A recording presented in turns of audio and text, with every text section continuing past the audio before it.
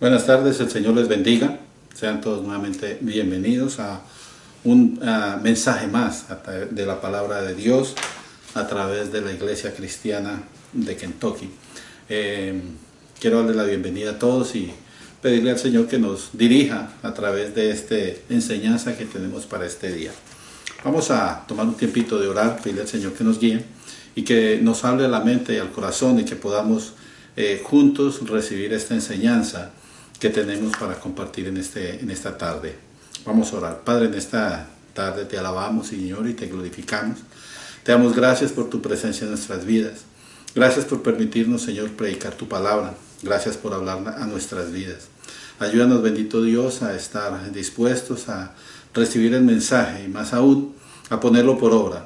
Te pedimos, Señor, que tú perdones nuestras iniquidades, las faltas que hemos cometido delante de ti. Límpianos, Señor, de nuestra maldad y permítenos entrar delante del trono de tu gracia. Háblanos pues al corazón y a nuestra mente. Te lo pedimos, Señor, dándote gracias en el nombre de Jesucristo, nuestro Señor y nuestro Salvador. Amén. Muy bien, vamos en este día a tomar un tiempito para hablar acerca de nuestra comunión con Dios. La búsqueda de Dios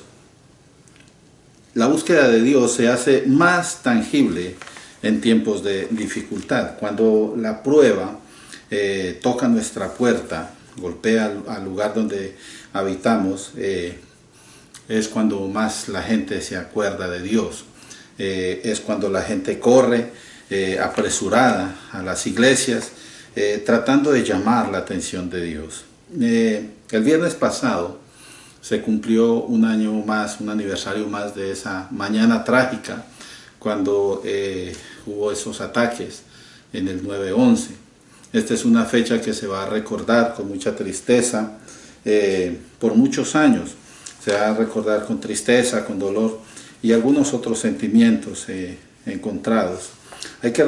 Hoy cuando yo recuerdo estas personas, yo recuerdo que habían grupos de personas que se reunían a cantar canciones con contenido religioso, y veía también grupos de personas que se juntaban para clamar a Dios por misericordia. Todo esto ocurrió en aquella mañana. Después de aquellos días todo el mundo estaba en una sola búsqueda del Señor, y es en verdad triste los recuerdos, ¿verdad? Porque mirar las personas asustadas, mirar las personas en desespero, en esta búsqueda ansiosa, es algo que en realidad le causa a uno preocupación. Y en medio de esa preocupación, yo me pregunto, ¿cómo está nuestra comunión con Dios? ¿Nosotros estaremos conscientes de su existencia? ¿Buscamos realmente su presencia? Vivimos en tiempos difíciles y siempre es muy bueno tener la seguridad de que cuando levantemos nuestra voz y clamemos al cielo, sepamos que vamos a tener una respuesta de parte de Dios.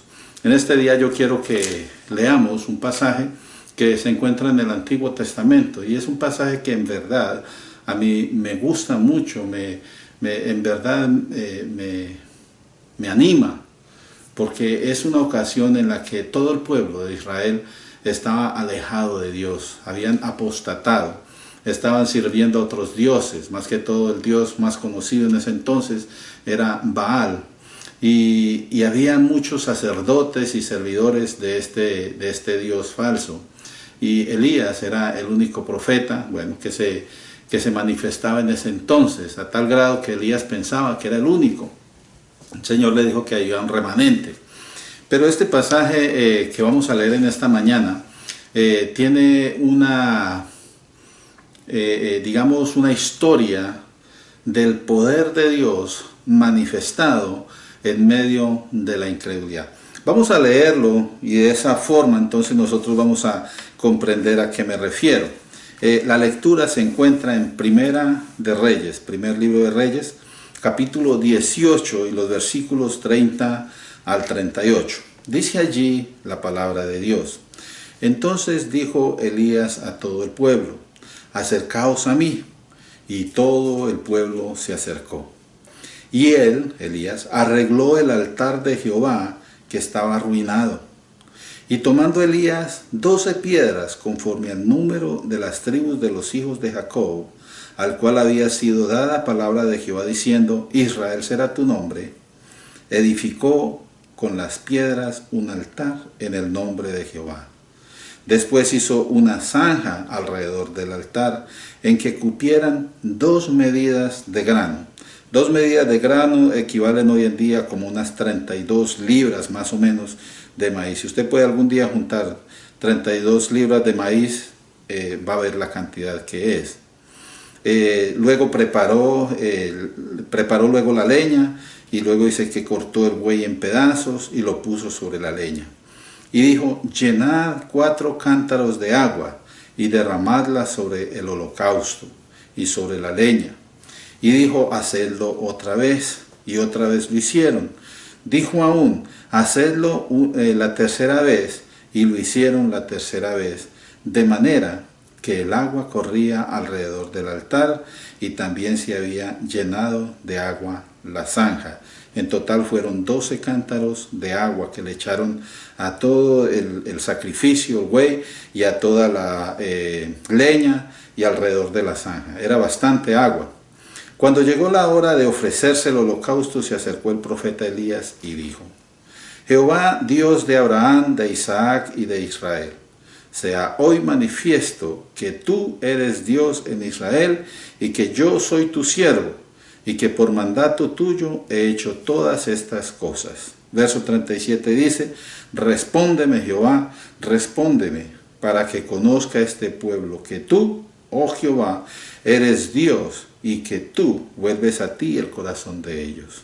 Dice el versículo 38, entonces cayó fuego de Jehová y consumió el holocausto, la leña, las piedras, el polvo y aún lamió el agua que estaba en la zanja. No era una llamita cualquiera. Fue una llama con una intensidad tal que consumió piedras, consumió la leña, consumió el holocausto y secó toda esa agua que se había derramado allí. Eran, acuérdese, 12 cántaros de agua y en un solo momento un fuego que descendió del cielo consumió todo eso. Es un momento donde uno vería y diría, wow, qué tremendo. Qué poder tan extraordinario el que se está manifestando en este momento.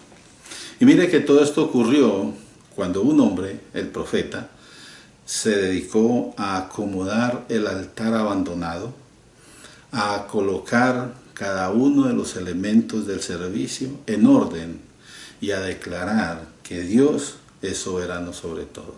En ese momento vino esa respuesta tremenda. Entonces hoy vamos a hablar un poco acerca de lo que es el altar. Es el lugar especial donde nosotros exaltamos a Dios. Mire que la lectura habla de 2 altares. Un altar que está en ruinas y luego un altar que está renovado. Esto nos lleva a preguntarnos unas 2 o 3 preguntas. Vamos a hacer la primera. ¿Por qué se deteriora el altar? El altar es aquel lugar, nuevamente le digo, donde nosotros nos reunimos con Dios, donde venimos en oración, donde venimos en alabanza. No es una cosa que usted carga para todas partes. El altar, digamos, usted puede estar en un lugar y dedicar un espacio, Señor, voy a tomar un tiempito para orar, y en ese momento ese lugar donde usted está se convierte en un altar, porque hay una comunión suya con el Señor. Entonces, la comunión que nosotros tenemos con Dios se puede romper.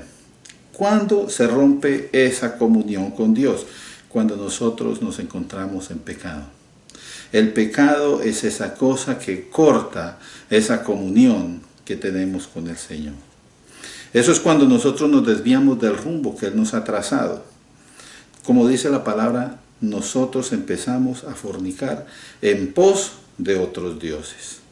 La otra semana pasada estuvimos hablando un poquito acerca de cuáles son esos otros dioses, esos dioses que uno se levanta, esos dioses que uno empieza a seguir, que empieza a adorar, que empieza a invertir tanto tiempo en ellos. Cuando uno empieza a gastar tiempo en otras cosas, acuérdese, usted se está apartando de Dios. Un pecado común en la actualidad es la infidelidad.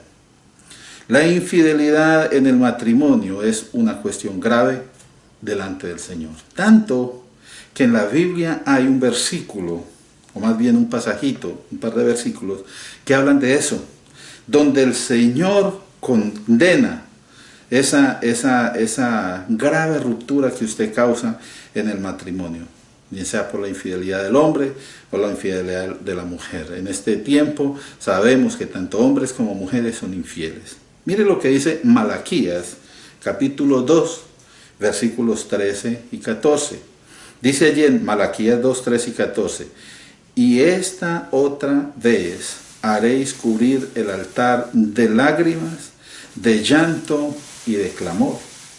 Así que no miraré más a la ofrenda para aceptarla con gusto de vuestra mano. Mire, aquí las personas se acercan al Señor trayéndole su ofrenda, pero la palabra del Señor dice que Él no va a mirar esa ofrenda para aceptarla. ¿Por qué? Mas diréis, dice allí, ¿por qué? Entonces dice el Señor, porque Jehová ha atestiguado entre ti y la mujer de tu juventud, contra la cual has sido desleal, siendo ella tu compañera y la mujer de tu pacto. Dese cuenta de una cosa, hermano.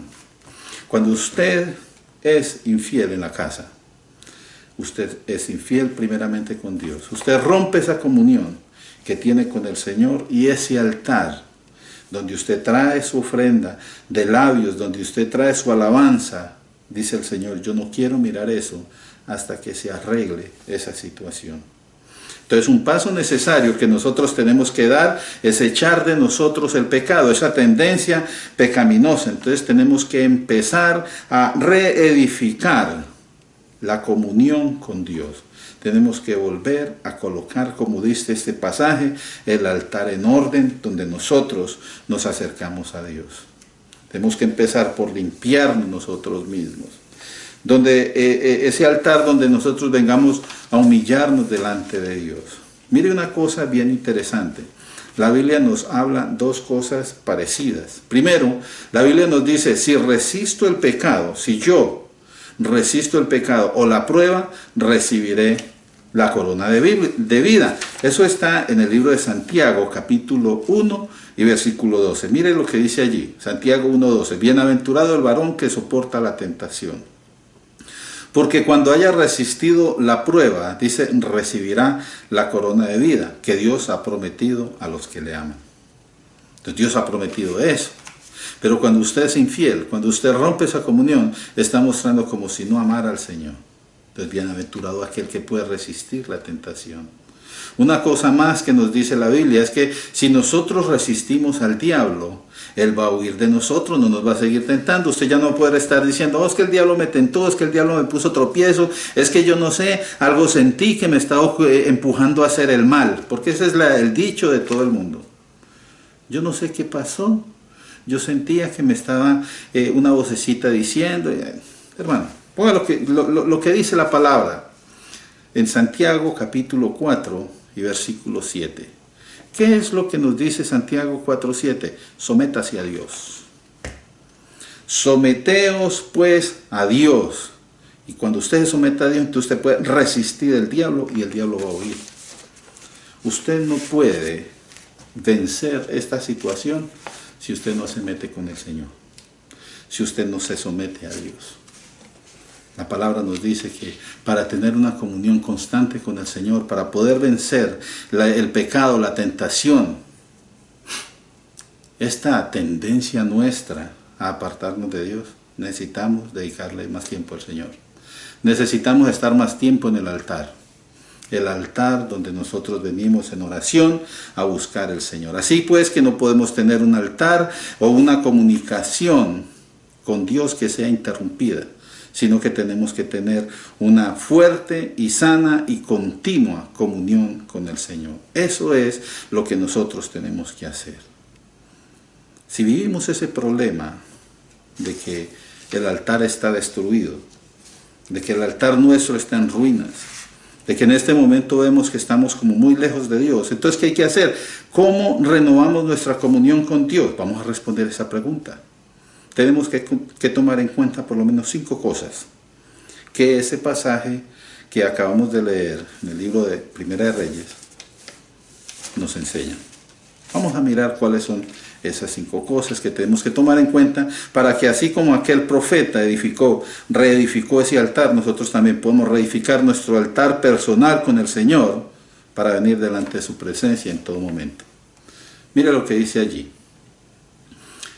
Primero, tengo que reconocer quién es Dios y quién o qué soy yo ante Él. Lo que dicen los versículos 30 hasta el 32, la primera parte. Dice allí entonces Elías le dijo al pueblo, acercaos a mí. Y esto es una cuestión interesante, porque muchas veces en la iglesia se invita a la gente, acercaos al Señor, leed la palabra y la gente no lo hace. Sin embargo, aquí dice que el pueblo escuchó y el pueblo se acercó. Entonces Elías, cuando vio que el pueblo estaba acercando, dice que él arregló el altar a Jehová, que estaba arruinado. O sea, cuando la gente se aparta de Dios, el altar se arruina. Verso 31, y tomando Elías 12 piedras. Esto habla acerca del compromiso o de ese trato que el Señor había hecho con el pueblo. Las 12 piedras que eran conforme al nombre de las tribus de Jacob, al cual el Señor le había dado palabra, Israel será tu nombre. O sea, había un compromiso de ese pueblo con Dios. Entonces, cuando usted empieza a reconocer el compromiso que usted tiene con Dios, ¿cuáles son esas 12 piedras para usted? Ese momento en que usted le dijo, Señor, yo entrego mi vida a ti. Empiece a recordar eso, empiece a edificar su altar. Y entonces dice el versículo 32, la primera parte, y edificó con las piedras un altar en el nombre de Jehová. Ese altar que usted está edificando es en el nombre del Señor, en el nombre de nadie más. Por eso nosotros no podemos estar hablando de otros dioses, de otras creencias, de otras tendencias. No, Señor, es para el Señor. El Señor que derramó la sangre por usted. El Señor que le ha dado la vida eterna, la promesa de la redención. Es el Señor aquí. Nosotros tenemos que edificar ese altar. Entonces tenemos que primero reconocer quién es Él. Dios es quien me ha escogido a mí. Él me dio una nueva identidad. Ahora yo ya soy cristiano y Él me puso en una familia. Acuérdese que cuando usted viene a los pies del Señor, usted viene también a ser parte de la familia de Dios. Ahora usted es hijo de Dios.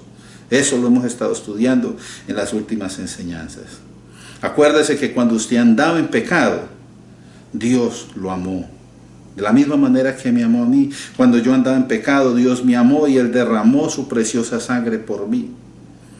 Él me rescató de esa vana manera de vivir. Mire lo que dice Primera de Pedro, capítulo 1, versículos 18 al 21. Primera de Pedro 1, 18 al 21 dice, sabiendo que fuisteis rescatados de vuestra vana manera de vivir, o sea, aquella forma de vivir que no tenía ninguna clase de valor, la cual recibisteis de vuestros padres, porque muchas veces también las personas dicen, a mí me enseñó mi papá y mi mamá a vivir así, y esta es la cosa que yo siempre voy a seguir y siempre voy a vivir así. ¿Qué tal que sus papás estuvieran equivocados?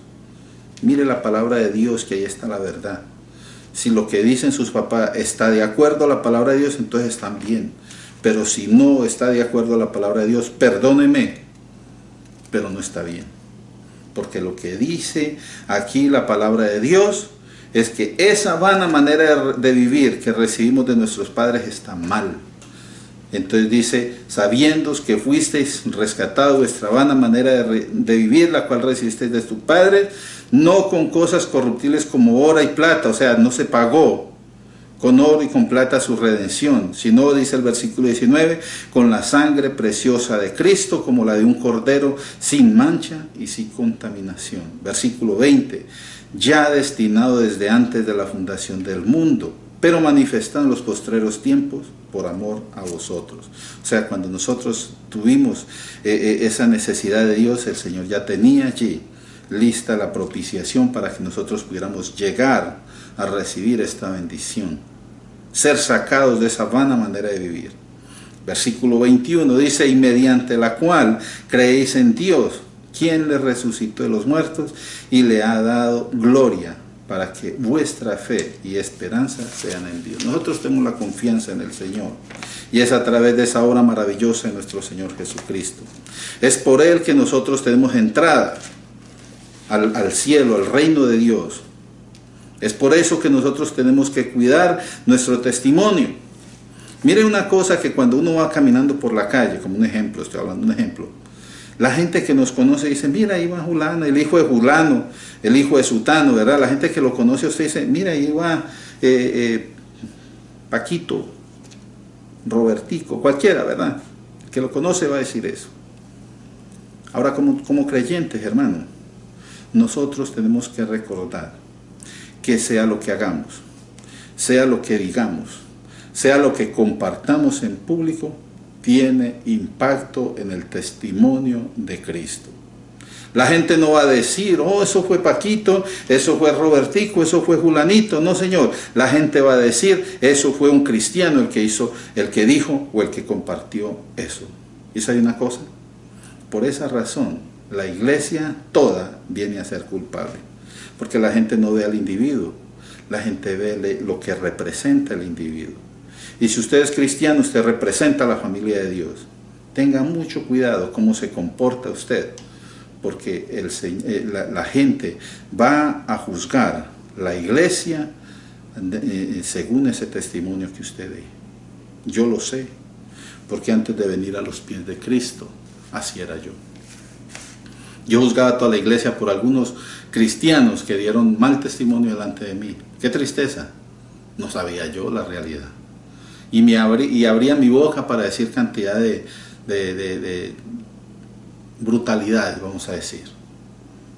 Porque uno no puede hablar mal de la iglesia del Señor. Es la iglesia de Dios. Otra cosa más que hay que tener en cuenta cuando queremos nosotros reedificar o renovar nuestro altar es que tengo que crear yo como creyente una separación entre el mundo y yo. Y mire qué interesante que en ese pasaje allí en la lectura Primera de Reyes, el versículo, capítulo 18, pero el versículo 32, la segunda parte, dice allí que Elías después hizo una zanja alrededor del altar en que cupieran 2 medidas de grano. Y esta zanja, en cierto modo, está separando el altar del resto del terreno allí. Una zanja que creaba división entre lo que se iba a ofrecer para el Señor y los que están parados allí alrededor. Entonces yo tengo que crear una separación entre el mundo y yo. La palabra, estas 4 palabras que aparecen allí, me ayudan. La palabra me afirma que yo no soy de este mundo. Yo no soy del mundo. Aunque estoy en el mundo, yo no soy del mundo. Más bien, yo soy un mensajero para el mundo. Es lo que usted tiene que recordar siempre. ¿Está en el mundo? Sí, Señor. Pero ¿cuál es su misión en el mundo? Ser un mensajero de Dios. Mire lo que dice Juan, capítulo 17, versículos 14 al 18. Yo les he dado tu palabra, dice el Señor, y el mundo los aborreció porque ellos no son del mundo, como tampoco yo soy del mundo. No ruego porque los quites del mundo, sino que los guardes del mal. Y mire lo que dice el versículo 18, no son del mundo, como tampoco yo soy del mundo, santifícalos en tu verdad. Y mire que la santificación está en la palabra, porque dice allí, tu palabra es verdad. Como tú me enviaste al mundo, así yo los he enviado. O sea, nosotros somos enviados de parte del Señor para llevar ese mensaje al mundo. ¿Y cuál mensaje dirán algunos? Pues el que está en la palabra. ¿Cómo va a poder usted dar un mensaje si no sabe lo que dice la Biblia? Entonces, esa es parte de la división que usted está creando entre usted y el mundo. Y usted tiene la verdad, usted tiene que leer lo que dice allí en la palabra y vivirlo. ¿Para qué? Para que otros sean impactados. Una cosa bien interesante, no es lo mismo ir al río a pescar que ir al río a vivir. Como cuando uno va al mundo, dice, uno va a buscar las almas. El Señor le dijo a Pedro, tú vas a ser pescador de hombres. Pero uno tiene que recordar que el mundo, nosotros ya no somos parte del mundo. La predicación nuestra es para que muchos que están en el mundo se salven, teniendo siempre en cuenta que yo ya no, aunque estoy en el mundo, no hago parte de ese mundo. Por ejemplo, nosotros tenemos que evitar ciertos comportamientos que pueden acercarnos más al mundo de lo que nosotros necesitamos. Nosotros tenemos que estar en el mundo para compartir el evangelio, pero no para ser parte del mundo. Y es por eso que uno tiene que evitar ciertas películas por ahí, ciertos libros, ciertos programas, aún ciertas amistades que pueden llegar por su comportamiento a ser tóxicas para nuestra vida y nuestro testimonio como cristianos.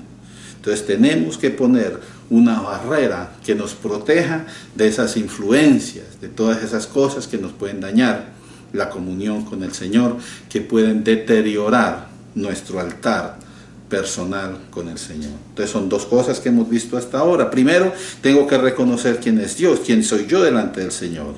Segundo, tengo que crear una separación entre mí y el mundo.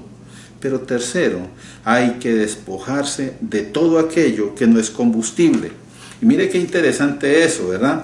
Porque el versículo 33 de la lectura que hicimos allí en Primera de Reyes 18, la primera parte del versículo 33 dice así: preparó luego la leña. 4 palabras. Preparó luego la leña. Esas 4 palabras me enseñan a mí que un ingrediente indispensable en el altar es el fuego. El fuego, pero esto es una cuestión, digamos, una ilustración, ¿no? Traer usted un fósforo, una velita, esas cosas así. Ponga cuidado a lo que está hablando aquí la palabra en forma de referencia. La leña es la parte del combustible de aquel altar que estaba arreglando Elías. Él puso esa leña para que ardiera, ¿verdad?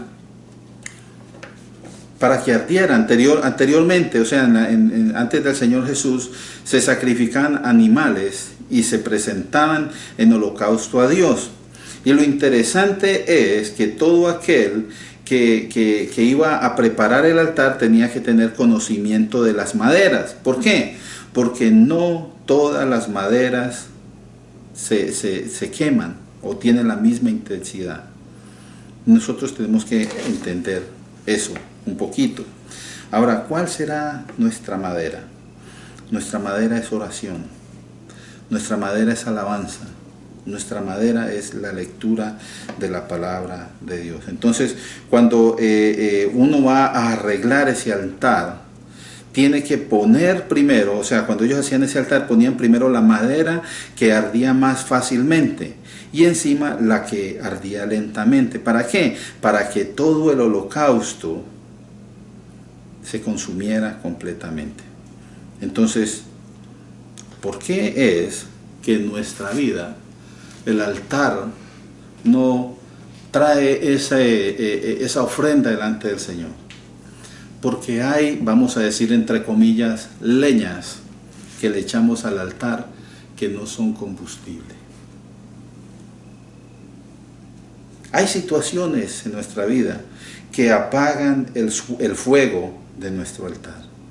Las preocupaciones, los problemas, los pleitos, el pecado. Esas son cosas que nos detienen a nosotros espiritualmente. Cosas que no nos permiten tener la libertad de celebrar a Dios. Porque si usted se la pasa con una preocupación todo el tiempo, ¿cuándo va a tener tiempo para usted celebrar al Señor? La Biblia me dice a mí: venid a mí los que estáis trabajados y cargados, yo os haré descansar. Si usted tiene preocupaciones, si usted tiene problemas, si usted tiene dificultades, venga a Cristo. Tenemos que venir constantemente ante el Señor para recibir ese descanso que solamente nuestro Señor Jesucristo nos ofrece. Y de esa forma entonces nosotros vamos a tener la libertad para disponer nuestro espíritu, para traer alabanza delante de Dios, para traer nuestras ofrendas con libertad, con gozo, con alegría. Y eso me lleva a mí a la otra cosa que uno tiene que tener en cuenta cuando estamos renovando nuestra comunión con Dios. Tenemos que traer ofrenda de labio delante de Dios. Mire lo que dice el versículo 33b. Allí dice que él cortó el buey en pedazos y lo puso, dice, sobre la leña. Entonces allí él colocó la ofrenda delante del Señor. En Hebreos capítulo 13 Y versículo 15 dice: así que ofrezcamos siempre a Dios, por medio de Él, del Señor, sacrificio de alabanza, es decir, fruto de labios que confiesan su nombre. Mire que la alabanza no siempre es cantar y todo eso, sino fruto de labios que confiesan su nombre. Cuando usted da testimonio delante de las personas de quién es Dios para usted y las grandezas que Él hace en su vida, usted está alabando a Dios. Porque el expresar la gratitud de lo que Dios hace es alabanza para el Señor. No se detenga en dar testimonio. Dele la gloria a Dios en todo lo que hace. Dios es bueno con nosotros. ¿Por qué no dar esa alabanza?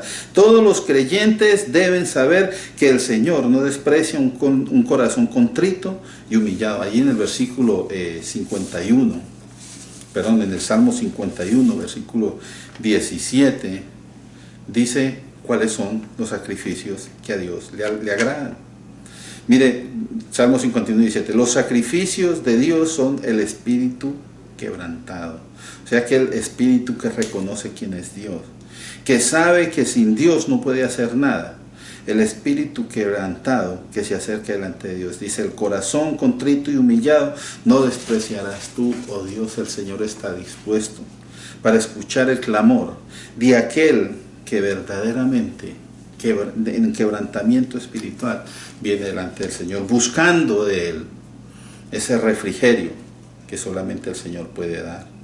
Es por esa razón que nosotros tenemos que venir sin falta y constantemente ante Él. ¿Para qué? Para alabarle, como dice la Biblia, en espíritu y en verdad, en humildad y no en altivez.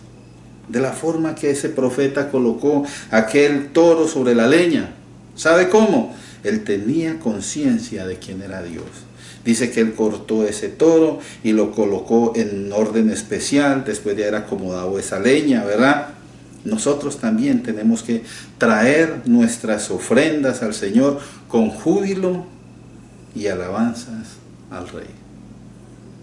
Hay mucha gente que viene a la iglesia toda amargada y culpando a Dios de cosas, hermano.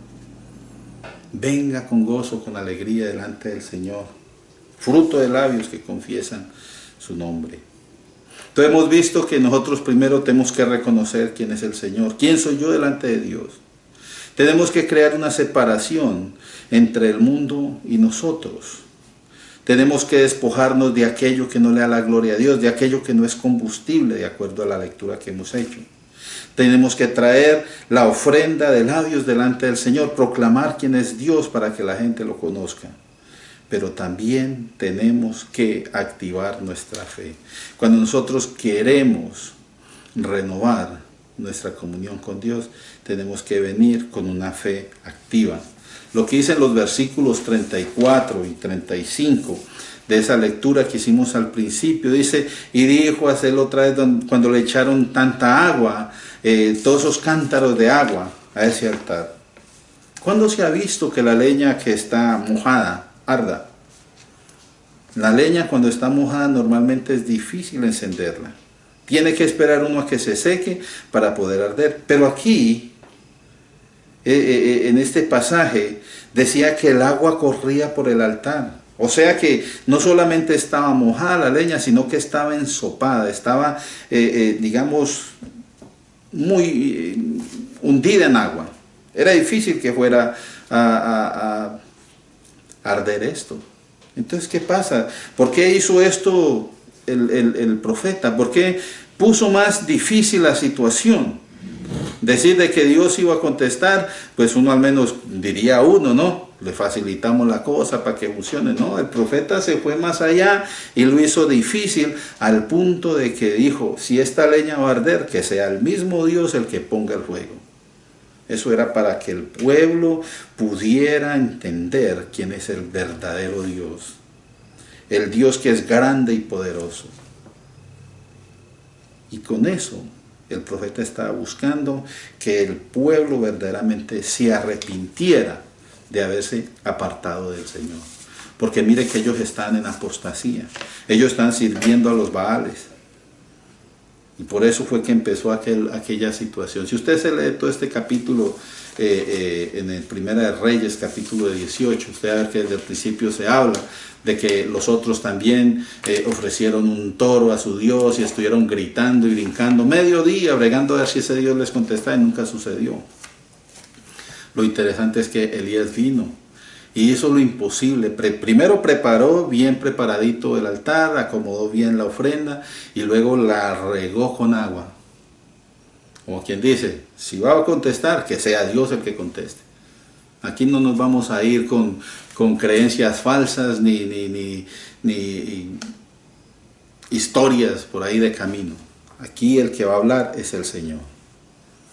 Entonces, el pueblo tenía que ver y experimentar hasta estar convencidos que lo que es imposible para el hombre, para Dios es posible.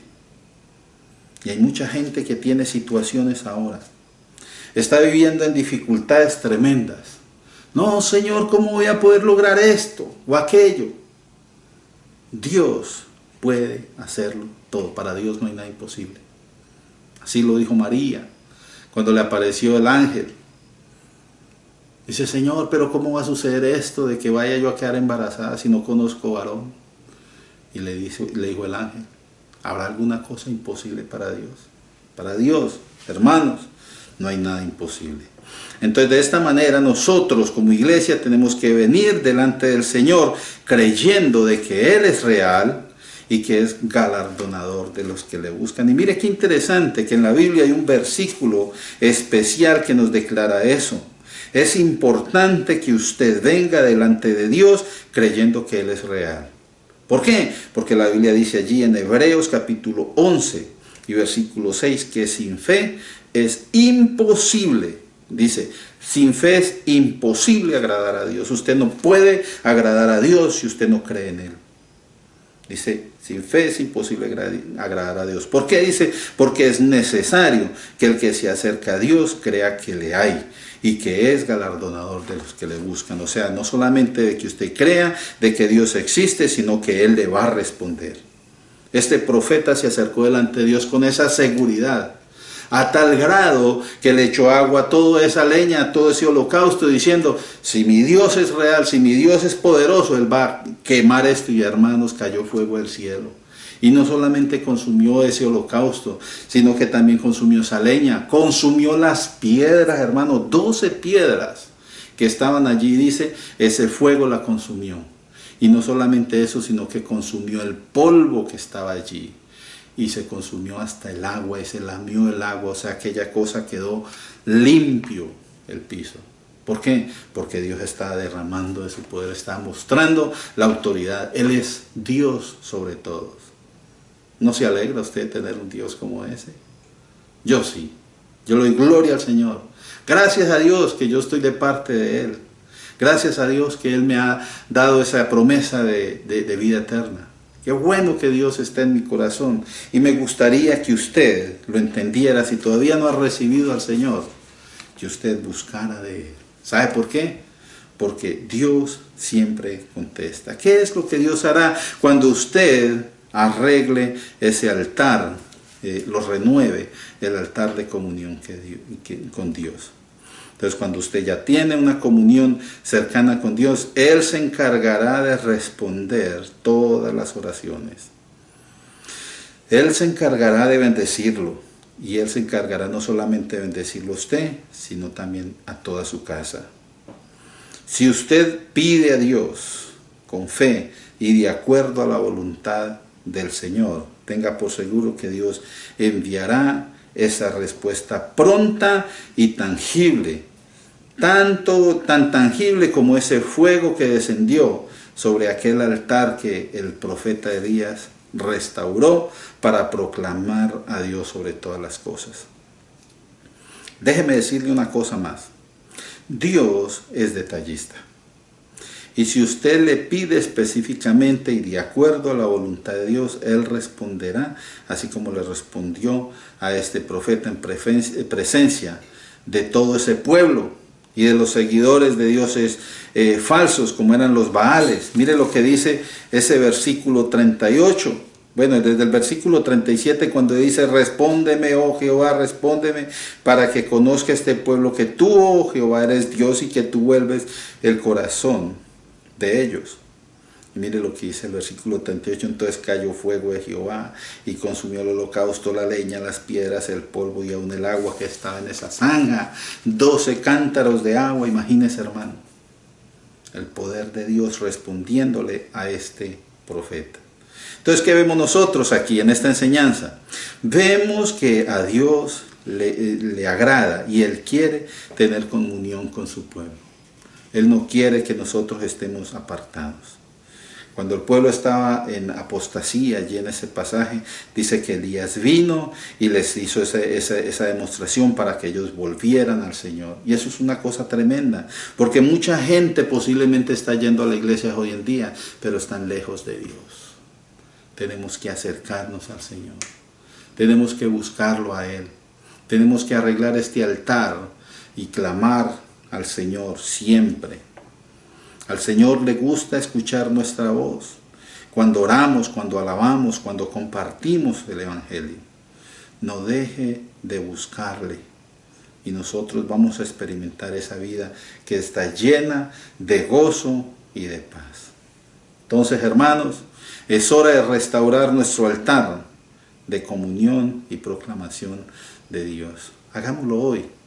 Vamos a tratar de tomar el tiempo de acomodar aquellas cosas que nos tienen apartados de Dios. Aquellos pensamientos, aquellas preocupaciones, aún aquellos, vamos a decir entre comillas, vicios que nosotros no hemos podido dejar. Pidámosle a Dios que Él nos ayude y restauremos el altar. Busquemos y proclamemos más del Señor. Vamos a orar y pidámosle a Él que nos guíe en todo lo que hacemos. Ore conmigo. Padre, en esta tarde te alabamos, Señor, y te glorificamos. Te damos gracias porque tú eres Dios bueno y misericordioso, que sabe, Señor, y conoce nuestro corazón, las dificultades por las que pasamos. Mi Dios, aún las tentaciones que nos aquejan, Señor, tú lo conoces. Ayúdanos a estar fuertes, Señor, en ti, para que podamos vencer. Y si hay alguien que está apartado, o que está en dificultad, que está pasando tribulación o prueba en este momento, mi Dios permite que él pueda ver el poder tuyo, Señor, obrando en su vida. Y que ellos puedan regresar a ti, Señor. No estar más apartados, sino acercarse al altar tuyo y clamar y agradecer, Señor, por la presencia tuya en nuestras vidas. Si alguien no te conoce, Señor, háblale a la mente y al corazón de esta persona. Atráelos a ti, Señor. Permíteles que puedan ellos regocijarse en tu presencia y que puedan gozar de las maravillas que solamente tú nos puedes dar. Bendice a tu iglesia, Señor, a través de todo el mundo, y ayúdanos a seguir adelante proclamando tu evangelio. Fortalécenos, Señor, para que no desmayemos aún en medio de la persecución. Bendice a aquellos que están mirando este video. Mira sus necesidades, sus peticiones. Mi Dios, sé propicio a lo que necesitamos. Te damos gracias por tu presencia en nuestras vidas y te pedimos, Señor, que no nos dejes en ningún momento. Te damos gracias nuevamente en el nombre de Jesús, nuestro Señor y nuestro Salvador. Que la paz de Dios sea con todos ustedes. Que Dios les bendiga.